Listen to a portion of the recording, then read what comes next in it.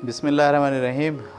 दोस्तों, कल हमारी कहानी ख़त्म हुई थी जिसमें वो जो तीसरा कलंदर है वो अपना क़िस्सा सुना रहा है, और क़िस्सा वहाँ तक पहुँचा था जहाँ वो एक जज़ीरे पर एक लड़के को उसके हाथ से वो लड़का कत्ल हो गया। ठीक है, हम उसी से आज आगे क़िस्सा जोड़ते हैं। तो तीसरे कलंदर ने लड़की से कहा कि जब मुझे यकीन आ गया कि मैं ही इसका कातिल हूँ तो मैं उठा और ज़ीने पर चढ़कर बाहर निकला और मट्टी को उसकी जगह पर डाल दिया, यानी मैंने जैसे था वैसे ही कर दिया। अब मेरी नज़र समंदर पर पड़ी तो क्या देखता हूँ कि वही कश्ती पानी को काटती हुई खुश्की की तरफ चली आ रही है। वही कश्ती। मैं डरा और दिल में कहने लगा कि वो लोग अभी यहाँ पहुँच जाएंगे और लड़के को कत्ल किया हुआ पाएंगे तो समझ जाएंगे कि मैंने ही उसे कत्ल किया है और वो मुझे ज़रूर मार डालेंगे। इसलिए मैं फिर एक ऊंचे दरख्त पर चढ़कर छुप गया और मैंने अपने आप को उसके पत्तों से ढांप लिया। अभी मुझे दरख्त पर चढ़ने में ज़्यादा देर ही नहीं हुई थी कि ग़ुलाम मैं उस बूढ़े के, जो लड़के का बाप था, कश्ती से उतरे और इस ख़ास जगह पर आए और मट्टी हटाई और तबख के मुकाम तक पहुँचे। उन्होंने देखा कि लड़का सो रहा है और हम्माम के असर से, यानी वो नहाया था बहुत, के असर से उसके चेहरे पर रौनक है और वो साफ़ सुथरे कपड़े पहने हुए है और छुरी उसके सीने में गड़ी पड़ी है। ओए होए! तो वो चिल्लाने और रोने पीटने लगे और कातिल पर लानत मलामत भेजने लगे, बद्दुआ करने लगे। बुढ़ा बड़ी देर तक बेहोश पड़ा रहा, यहाँ तक कि ग़ुलामों को गुमान हुआ कि वो बेटे के मरने के बाद ज़िंदा नहीं रहेगा। उन्होंने उस बाप को भी बेटे के साथ लिटा दिया और वो थोड़ी थोड़ी देर में उठता। जब उसे होश आता तो वो फिर अपने बेटे को देखता और गम से दोबारा निढाल होकर फिर बेहोश हो जाता। मैं दरख्त पर चढ़ा सब माजरा देख रहा था। वो लोगों ने फिर उस बूढ़े को वहाँ से निकाला, उस लाश को वहाँ से निकाला, और लाश को निकालने के बाद उसको जब बाहर निकाला दोनों को, तो बूढ़ा भी जो है मर गया, यानी उसका जो बाप था वो भी मर गया। फिर उन्होंने अपने आका को कश्ती में ले जाकर उसके बेटे के पहलू में लिटा दिया और कश्ती का लंगर उठाया और मेरी नज़र से गायब हो गए। अब मैं दरख्त से उतरकर तबक के नीचे गया। उसके बाद मैं तबक से ऊपर निकला और दिन भर जजीरे का चक्कर लगाता और रात को तह खाने में उतर जाता। इस तरह 1 महीना और गुज़र गया और मैं देखता था कि जजीरे के जुनूब की तरफ समंदर उतर रहा है और उस तरफ पानी कम हो रहा है। ठीक है, पूरे 1 महीने के बाद समंदर उस तरफ से बिल्कुल उतर गया। मैं खुश हो गया और मुझे बचने का यकीन आ चला। अब मैं उठा, यानी जो जुनूब की तरफ का जो समंदर है जजीरे का, वो पानी वहाँ से गायब हो गया और वो पूरा आगे तक खुश्की से मिल गया। ठीक है, मैं उठा और थोड़ी सी नमी रह गई थी, पानी यानी थोड़ा सा रह गया था अभी, तो उसमें घुसकर असली खुश्की पर पहुंच गया। वहाँ मैंने रेत के ऐसे तोदे देखे जिनमें ऊँट का पाँव भी घुटनों तक धंस जाए। मैंने हिम्मत करके वो रेत का पूरा इलाका गुजारा तो मुझे दूर से एक आग चमकती हुई दिखाई दी जो बहुत तेज़ी से चल रही थी। मैं उस आग की तरफ चल पड़ा। मुझे उम्मीद थी कि शायद मुझे यहीं से कुछ खुशी नज़र आए। जब मैं चलते चलते आग के करीब पहुंचा तो देखा वो तो पीतल का एक महल है।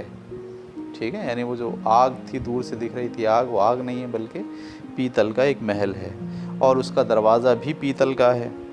जब सूरज चमकता है तो वो दूर से आग की तरह मालूम होती है।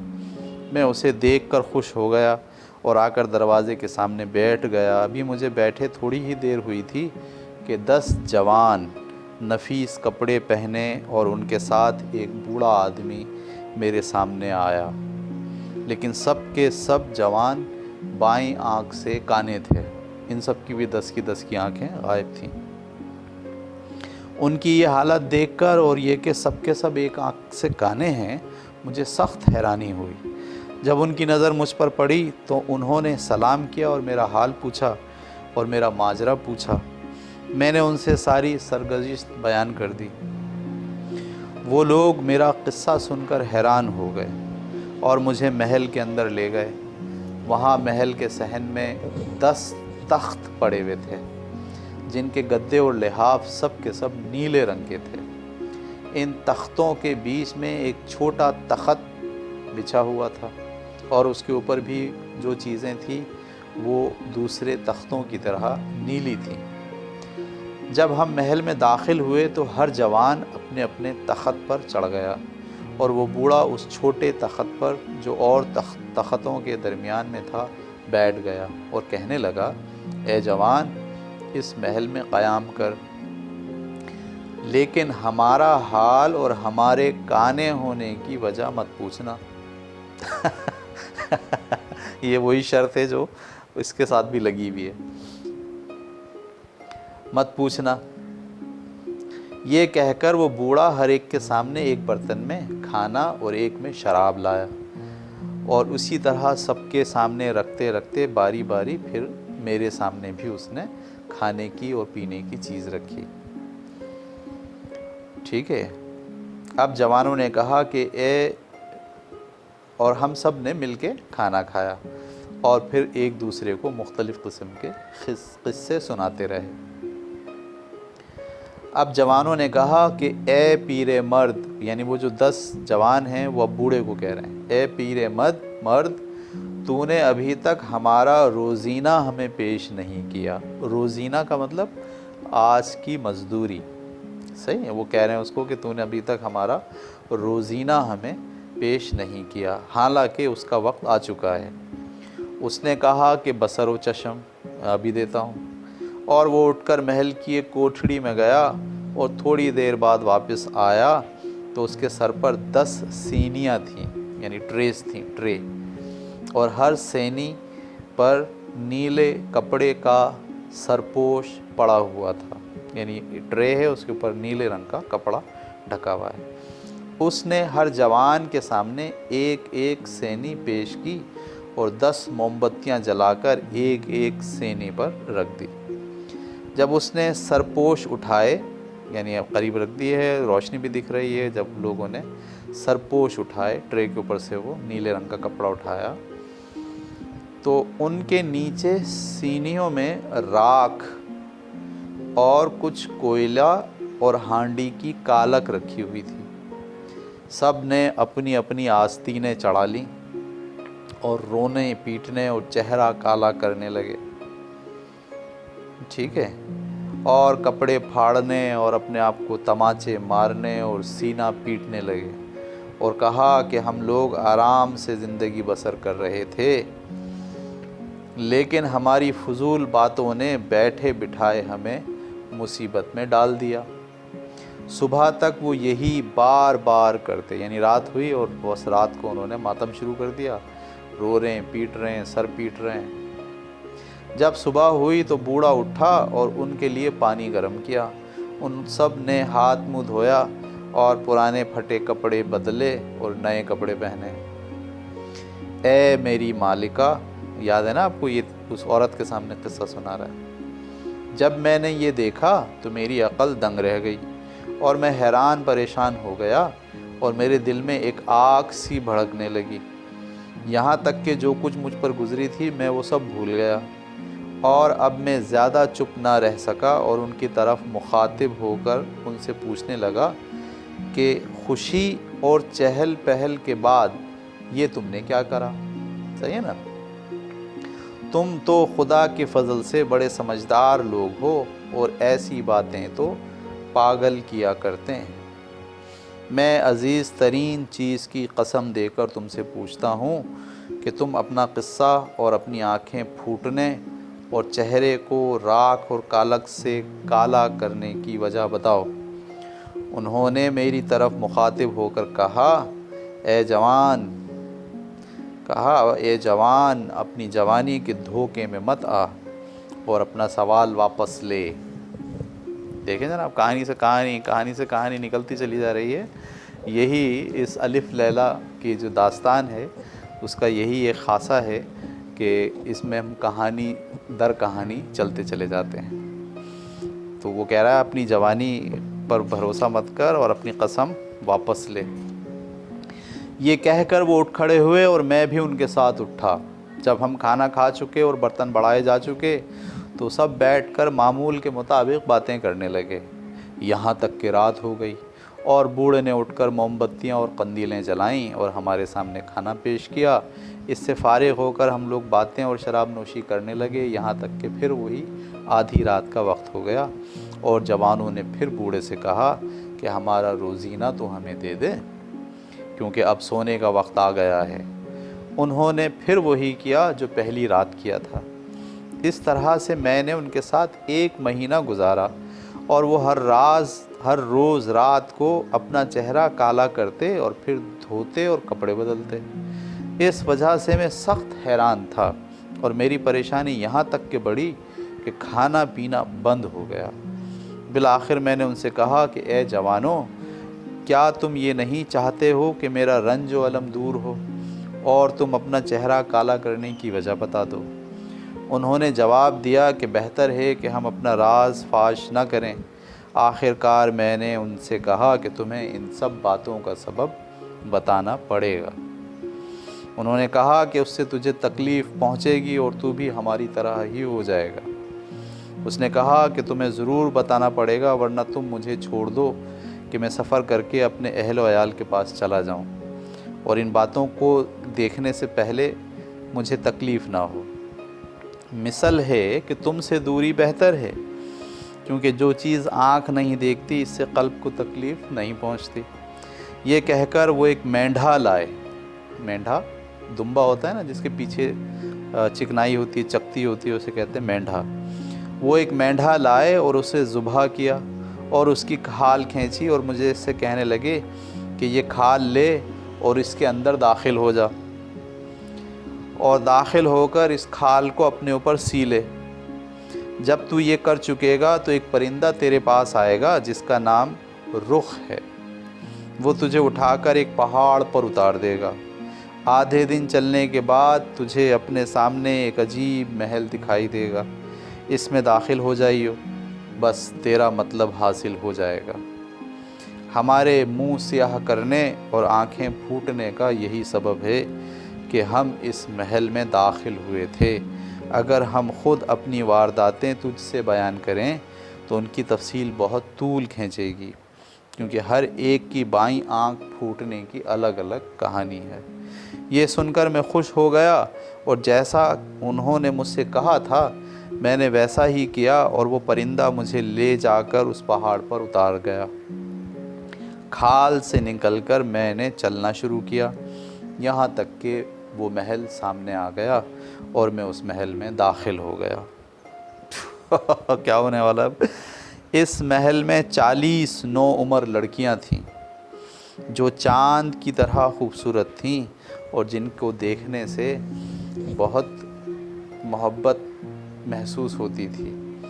جو ہی انہوں نے مجھے دیکھا وہ ایک زبان ہو کر کہنے لگی کہ اے ہمارے آقا، ہم 1 مہینے سے تیری راہ دیکھ رہے ہیں۔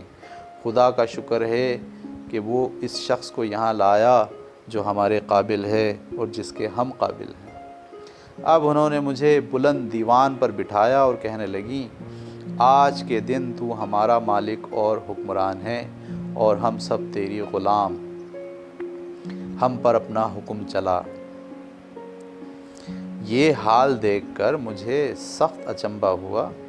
ٹھیک ہے، ان سب نے پھر میرے لیے کھانا پیش کیا اور خوشبوئیں جلائیں، اگربتی جو پہلے زمانے میں ہوتی تھی، ٹھیک ہے، اور پھر شراب میرے سامنے پیش کی اور پھر گانے کی محفل سجی، ٹھیک ہے، اور رات ہونے تک ہمارے درمیان اسی طرح سے رونق، موسیقی اور گانے کا دور چلتا رہا، ٹھیک ہے۔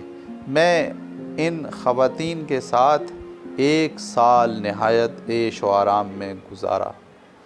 جب سال ختم ہوا تو انہوں نے مجھ سے کہا کہ کاش کہ ہماری ملاقات تجھ سے نہ ہوئی ہوتی، لیکن اگر تو ہمارے کہنے پر چلے تو اسی میں تیری بھلائی ہے۔ یعنی اب وہ جو لڑکیاں ہیں وہ کہتی ہیں کہ اب جیسے جیسے ہم کہیں ویسے کر دو۔ یہ کہہ کر وہ رونے لگیں اور میں نے حیران ہو کر پوچھا کہ آخر کیا بات ہے؟ انہوں نے جواب دیا کہ ہم بادشاہ کی شہزادیاں ہیں اور برسوں سے یہاں رہتے ہیں، صرف 40 دن کے لیے ہم یہاں سے چلے جاتے ہیں اور پھر ایک سال یہاں ساتھ رہ کر کھاتے پیتے اور مزے اڑاتے ہیں اور پھر چلے جاتے ہیں۔ ٹھیک ہے، ایک سال رہتے ہیں اور 40 دن کے لیے چلے جاتے ہیں۔ بس یہی ہمارا دستور ہے، اس لیے ہمیں ڈر ہے کہ ہمارے چلے جانے کے بعد تو ہماری حکم عدولی کرے گا۔ لے ہم تجھے اس محل کی چابیاں دیتے ہیں۔ اس محل میں یہ 40 مخزن ہیں، خزانے ہیں، ٹھیک ہے، ان میں سے 39 دروازوں کو کھولیو، مگر خبردار اس 40ویں دروازے سے دور رہیو، ورنہ ہم میں اور تم میں جدائی ہو جائے گی۔ میں نے ان سے کہا کہ اگر یہ ہماری جدائی کا باعث ہے تو میں اسے ہرگز نہ کھولوں گا۔ یعنی وہ 40 دن کے لیے خواتین چلی جائیں گی اور 40 دن تک وہ محل میں رہے گا، لیکن اس کو یہ شرط لگا کے جا رہی ہیں کہ یہ جو 40واں دروازہ ہے یہ نہیں کھولنا۔ ٹھیک ہے، پھر لڑکیاں آگے بڑھیں اور مجھ سے رخصت ہوئیں اور روتی ہوئی ایک دوسرے کو دیکھ کر اور مجھے دیکھ کر وہاں سے رخصت ہو کر نکل گئیں اور میں اکیلا محل میں بیٹھا رہ گیا۔ جب شام قریب ہوئی تو میں نے پہلا مخزن کھول کر اس میں داخل ہوا، پہلے کمرے میں، اور میں نے دیکھا کہ وہاں جنت کی مانند ایک مکان ہے۔ اس میں ایک باغ ہے جس کے درخت ہرے بھرے اور پھل پکے ہوئے اور چڑیاں گاتی ہوئیں اور پانی بہتا ہوا ہے۔ میرا دل اسے دیکھ کر باغ باغ ہو گیا اور میں درختوں کے درمیان چہل قدمی کرنے اور پھول سونگھنے اور چڑیوں کے راگ سننے لگا۔ میں نے دیکھا کہ سیبوں کا رنگ سرخی مائل زرد ہے، پھر میری نظر سیبوں پر پڑی جن کی خوشبو کے آگے مشک اور عنبر مات تھے۔ پھر مجھے خوبانیاں دکھائی دیں جن کو دیکھ کر آنکھوں میں تر و تازگی تھی اور جو نرم یاقوت کی طرح خوبصورت تھیں۔ اس کے بعد میں اس مکان سے نکلا اور میں نے اس مکان کا مخزن کا دروازہ بند کر دیا جیسا کہ پہلے تھا۔ جب دوسرا دن ہوا تو میں نے دوسرا مخزن کھولا اور اس میں داخل ہوا۔ وہاں میں نے ایک بہت بڑا میدان دیکھا جس میں بہت سے کھجور کے درخت تھے اور ایک نہر بہہ رہی تھی جس کے کنارے گلاب اور چنبیلی اور سدا بہار، نسرین، نرگس اور تلسی کے درخت فرش کی طرح بچھے ہوئے تھے اس میدان میں۔ جب ان خوشبودار پھولوں پر ہوا چلتی تو خوشبوؤں کو ادھر ادھر منتشر کرتی تھی۔ ان چیزوں سے مجھے بے حد مسرت پہنچی اور میں اس مکان سے باہر آیا اور مخزن کا دروازہ بند کر دیا جیسے کہ پہلے تھا۔ پھر میں نے تیسرے مخزن کا دروازہ کھولا تو کیا دیکھتا ہوں کہ اس میں ایک بارہ دری ہے۔ بارہ دری ایک راستہ ہوتا ہے جس کے دونوں طرف باغ ہوتے ہیں خوبصورت، اس کو کہتے ہیں بارہ دری۔ بارہ دری ہے جس کا فرش سنگ مرمر اور قیمتی معدنیات اور کمیاب پتھروں کا ہے، اور اس میں سندل اور عود کے پنجرے ٹنگے ہوئے ہیں۔ عود جو ہے وہ خوشبو کا نام ہے، جن میں بھانت بھانت کی چڑیا بیٹھی گا رہی ہیں۔ اس مکان میں صبح تک سوتا رہا۔ پھر میں نے چوتھے مخزن کا دروازہ کھولا۔ اس میں ایک بڑا مکان دیکھا جس میں 40 مخزن تھے اور ان سب کے دروازے کھلے ہوئے تھے۔ میں ان کے اندر گیا اور وہاں ایسے ایسے موتی اور یاقوت اور زبرجد اور زمرد اور دوسرے قیمتی جواہرات دیکھے جن کی تعریف سے زبان قاصر ہے۔ یہ دیکھ کر میری عقل دنگ رہ گئی اور میں نے اپنے دل میں کہا کہ یہ چیزیں تو شہنشاہوں کے خزانوں میں بھی نہ ہوں گی۔ میں نے اپنے دل میں کہا کہ میں اب اپنے زمانے کا بادشاہ ہوں اور یہ سارا مال خدا کے فضل سے میرا ہے اور 40 کی 40 لڑکیاں میرے قبضے میں ہیں جن کا سوائے میرے کوئی اور نہیں ہے۔ اسی طرح میں ایک جگہ سے دوسری جگہ جاتا تھا، یہاں تک کہ 39 روز گزر گئے۔ ٹھیک ہے، لڑکیوں نے بولا تھا 40 میں جو ہے وہ مخزن میں نہیں جانا، لیکن آپ کو پتہ ہے انسان کی فطرت، یعنی انسان جو ہے اس کو تجسس ایسا ہوتا ہے کہ اس تجسس میں، اس سسپینس میں اسے رات کو نیند نہیں آتی ہے نا، اور وہ پھر جب تک اس راز کو کھول نہ دے، اس کو سمجھ نہ لے، وہ چین سے نہیں بیٹھتا۔ کیا ہوا بھئی اب آگے؟ اس مدت میں سارے مخزن کھول چکا تھا اور وہی ایک باقی رہ گیا تھا، جس کا دروازہ کھولنے سے لڑکیوں نے مجھے منع کیا تھا۔ لیکن اے میری آقا، کس کو بول رہا ہے یہ؟ انہی 3 عورتوں کو۔ میرا دل اسی مخزن میں اٹکا رہا جو ان 40 مخزنوں کا آخری تھا، اور یہ میری بدبختی تھی کہ شیطان نے مجھے مجبور کیا کہ اسے کھولوں، اور میں ضبط نہ کر سکا۔ اگرچہ میعاد کا ایک ہی روز باقی تھا، میں مذکورہ مخزن کے پاس گیا اور اس کا دروازہ کھول کر اس میں داخل ہو ہی گیا۔ مجھے وہاں ایسی خوشبو آئی کہ اس سے پہلے میں نے کبھی نہ سونگھی تھی۔ اس خوشبو نے مجھے متوالا کر دیا اور میں ایک پہر تک بے ہوش پڑا رہا۔ جب ہوش آیا تو میں اپنا دل مضبوط کر کے مخزن کے اندر چلا گیا اور دیکھا کہ اس کے فرش پر زعفران اور سونے کی قندیلیں، قندیل کہتے ہیں لالٹین کو، چراغ کو، قندیلیں اور ایسی خوشبوئیں رکھی ہوئی ہیں جن میں سے مشک اور زعفران کی بو پھٹ رہی ہے، اور میں نے 2 عود سوز دیکھے، یعنی وہ برتن جس میں عود کو ڈال کے جلایا جاتا ہے، جس سے پھر دھواں نکلتا ہے اور سارا مکان معطر ہو جاتا ہے، جن میں سے ہر ایک میں عود اور عنبر اور میٹھی میٹھی خوشبوئیں بھری ہوئی تھیں، جن سے سارا مکان معطر تھا۔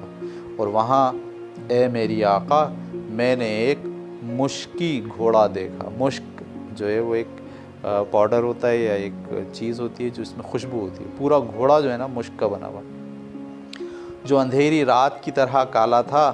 اس کے سامنے سفید بلور کی ناند رکھی ہوئی تھی جس کے اندر چھلے ہوئے تل تھے، اور اسی کی طرح ایک دوسری ناند جس میں مشک آمیز گلاب کا پانی تھا۔ برتن رکھے میں تو جس میں تل ہے اور ایک میں پانی ہے، ٹھیک ہے۔ اچھا جناب، گھوڑا بندھا ہوا تھا اور اس پر لگام چڑھی ہوئی تھی، اور کاٹھی سرخ سونے کی تھی، یعنی گھوڑے کے اوپر زین جس پر بیٹھتے ہیں اسے کاٹھی کہتے ہیں، وہ سرخ سونے کی تھی۔ اسے دیکھ کر میں حیران رہ گیا اور میں نے اپنے دل میں کہا کہ اس میں ضرور کوئی راز ہے۔ میں نے اسے باہر نکالا اور اس پر سوار ہو گیا، لیکن وہ اپنی جگہ سے نہ ٹلا۔ پھر میں نے اپنے پاؤں اس کے سینے پر مارے، لیکن وہ پھر بھی نہ ٹلا۔ اب میں نے چابک لے کر اسے مارنا شروع کیا۔ جب اس کو مار کا احساس ہوا تو ایسی زور سے ہنہنانے لگا جیسے کہ بجلی، اور اس نے اپنے دونوں بازو کھولے اور مجھے لے کر اڑا۔ اڑنے والا جو ہے وہ گھوڑا تھا، اور ایک پہر تک ہوا میں نظروں سے غائب ہو گیا، اور ایک چھت پر پہنچ کر مجھے اپنی پیٹھ سے اتار دیا اور اپنی دم اس طرح مجھ پر ماری کہ میری بائیں آنکھ پھوٹ کر گر گئی۔ یہ تھی اس کی آنکھ پھوٹنے کی وجہ۔ جب میں چھت سے اترا تو میں نے ان 10 دنوں کو، ان 10 کانوں کو وہاں پایا۔ اس نے، گھوڑے نے وہاں لا کے اس کو پھینک دیا۔ انہوں نے کہا کہ تجھے ہم مرحبا کہتے ہیں، خوش آمدید کہتے ہیں۔ میں نے کہا کہ دیکھو میں بھی تمہاری طرح ہو گیا ہوں اور چاہتا ہوں کہ تم مجھے کالک کی سینی دو تاکہ اس سے میں اپنا چہرہ کالا کروں اور مجھے اپنی ہمراہی میں قبول کرو۔ انہوں نے کہا خدا کی قسم ہم تیرے ساتھ ہرگز نہ بیٹھیں گے، نکل جائیں یہاں سے۔ جب انہوں نے مجھے اپنے پاس سے نکال دیا اور میں بہت تنگ دل ہوا اور سوچنے لگا کہ دیکھنا چاہیے ابھی اور کیا کیا تقدیر میں لکھا ہے، تو میں وہاں سے غمگین اور روتا ہوا چل دیا اور چپکے چپکے کہنے لگا کہ میں آرام سے زندگی بسر کر رہا تھا، لیکن میری فضول باتوں نے بیٹھے بٹھائے مجھے مصیبت میں ڈال دیا۔ یہ کہہ کر میں نے اپنی داڑھی مونچھ مونڈ ڈالی اور ملک ملک کا چکر لگاتا رہا، اور خدا نے میری قسمت میں سلامتی لکھی تھی کہ یہاں تک آج شام کو بغداد پہنچا۔ ٹھیک ہے۔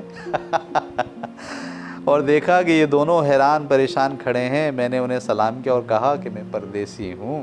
انہوں نے جواب دیا کہ ہم بھی پردیسی ہیں، اور ہم تینوں قلندر یکساں بائیں آنکھ کے کانے تھے۔ یہ ہے سبب میری داڑھی منڈنے اور آنکھ پھوٹنے کا۔ اب یہ بات اس نے ان لڑکیوں کے سامنے کہی۔ لڑکی نے کہا کہ آداب بجا لا اور چلتا بن۔ میں نے کہا کہ واللہ جب تک ان لوگوں کا قصہ نہ سن لوں میں یہاں سے نہیں ٹلوں گا۔ اب کن لوگوں کا قصہ رہ گیا؟ اب وہاں تو خلیفہ موجود ہے، اس کا وزیر موجود ہے، اور ایک غلام موجود ہے۔ اب لڑکی نے اچھا لڑکیوں کو، ان عورتوں کو نہیں پتہ کہ یہ جو تینوں ہیں ان میں سے ایک خلیفہ ہے، ایک غلام ہے، اور ایک جو ہے وزیر ہے۔ اب خلیفہ نے جعفر، مسرور اور خلیفہ کی طرف مخاطب ہو کر کہا کہ اب تم لوگ اپنا قصہ سناؤ۔ جعفر آگے بڑھا اور اس نے وہی قصہ بیان کیا جو داخل ہوتے وقت دروازہ کھولنے والی سے بیان کیا تھا۔ یعنی اس نے بولا ہمارا کوئی قصہ نہیں ہے، ہم تو سادے سیدھے آدمی یہاں سے جا رہے تھے اور ہمیں جو ہے وہ صرف رات گزارنی تھی، ہم آ گئے اندر۔ جب لڑکی نے اس کی باتیں سنی تو کہا تم میں سے بعضوں کی خاطر تمہاری بھی جان بخشی کی جاتی ہے۔ اب سب لوگ باہر آئے اور چلتے چلتے بازار تک پہنچے۔ ٹھیک ہے، سب لوگوں کو اس نے چھوڑ دیا۔ خلیفہ نے قلندروں سے کہا کہ اے لوگو اس وقت تم کہاں جاؤ گے، کیونکہ ابھی تو پو نہیں پھٹی، یعنی صبح نہیں ہوئی۔ انہوں نے جواب دیا کہ واللہ اے میرے آقا ہمیں کچھ نہیں معلوم کہ کہاں جائیں۔ خلیفہ نے ان سے کہا کہ چلو آج کی رات ہمارے ساتھ گزارو۔ اچھا وہ جو تینوں کانے ہیں وہ اس کو خلیفہ کو جانتے تو ہیں نہیں، کیونکہ خلیفہ نے تو بھیس بدلا ہوا ہے۔ تو اس نے کہا آج ہمارے ساتھ گزارو، اور جعفر سے کہا کہ انہیں لے جا اور کل میرے سامنے حاضر کر تاکہ ہم سارا ماجرا لکھ لیں۔ جعفر نے خلیفہ کے حکم کی تعمیل کی اور خلیفہ اپنے محل میں چلا گیا، اور رات اسے بالکل نیند نہ آئی۔ جب صبح ہوئی تو وہ حکومت کی کرسی پر بیٹھا، اور جب سارے اراکین جمع ہو گئے تو وہ جعفر کی طرف مخاطب ہو کر کہنے لگا کہ جاؤ جا کر ان تینوں لڑکیوں اور دونوں کتیوں اور قلندروں کو میرے سامنے حاضر کرو۔ جعفر اٹھا اور جا کر اس محلے سے ان تینوں لڑکیوں کو، اس کے اندر جو کتیاں تھیں یعنی جو ڈاگس تھے دو، ان کو لے کر حاضر ہوا۔ لڑکیاں نقاب ڈالے ہوئے داخل ہوئیں اور جعفر نے ان سے مخاطب ہو کر کہا کہ ہم تمہیں معاف کرتے ہیں کیونکہ تم نے پہلے ہمارے ساتھ احسان کیا، یعنی رات کو اس نے معاف کیا تھا ان نے، اور اب انہوں نے کہا ہم تمہیں معاف کرتے ہیں، تم نے ہمارے ساتھ احسان کیا ہے اور ہم کو پہچانا نہیں۔ تمہیں معلوم ہونا چاہیے کہ تم اس وقت اس شخص کے سامنے کھڑی ہو جو بنی عباس کا 5واں خلیفہ ہے، خلیفہ ہارون الرشید ہے، اور جو بھائی ہے موسیٰ الہادی بن مہدی اور سب کا۔ ٹھیک ہے، اس لیے جو کچھ کہو سچ کہو۔ جب لڑکیوں نے جعفر کی زبان سے امیر المومنین کا حکم سنا تو بڑی لڑکی آگے بڑھی۔ اچھا وہ اصل میں وہ جو قصہ تھا رات میں جو ہوا تھا وہ لڑکیوں نے تو بتایا نہیں، لڑکیوں نے ان کو بولا چلو بھاگو یہاں سے۔ تو اب وہ قصہ امیر المومنین کے دربار میں یہ تینوں لڑکیاں اب اپنا قصہ سنائیں گی کہ کیوں وہ ان دو کتیوں کو مارتی ہیں اور پھر ان کو پیار کرتی ہیں۔ آگے بڑھی اور کہنے لگی کہ اے، اب ان میں سے جو بڑی لڑکی تھی وہ آگے بڑھی اور کہنے لگی اے امیر المومنین، میرا قصہ ایسا ہے کہ اگر سوئیوں سے آنکھوں کے گوشوں پر لکھا جائے تو وہ عبرت حاصل کرنے والوں کے لیے عبرت کا باعث ہوگا اور نصیحت پکڑنے والوں کے لیے نصیحت۔ اس لڑکی نے کیا قصہ سنایا تینوں لڑکیوں نے، یہ اب ہم اگلی نشست میں آپ کے سامنے رکھیں گے۔ آپ لوگ اس کہانی کا سلسلہ بھی جاری ہے، کہانی ختم نہیں ہوئی ہے، کہانی کے صرف اتنے پیج ختم ہوئے ہیں اور باقی ابھی اتنے پیج جو ہے وہ باقی ہیں۔ ٹھیک ہے، تو کل تک کے لیے اجازت، اللہ حافظ، اپنا خیال رکھیں۔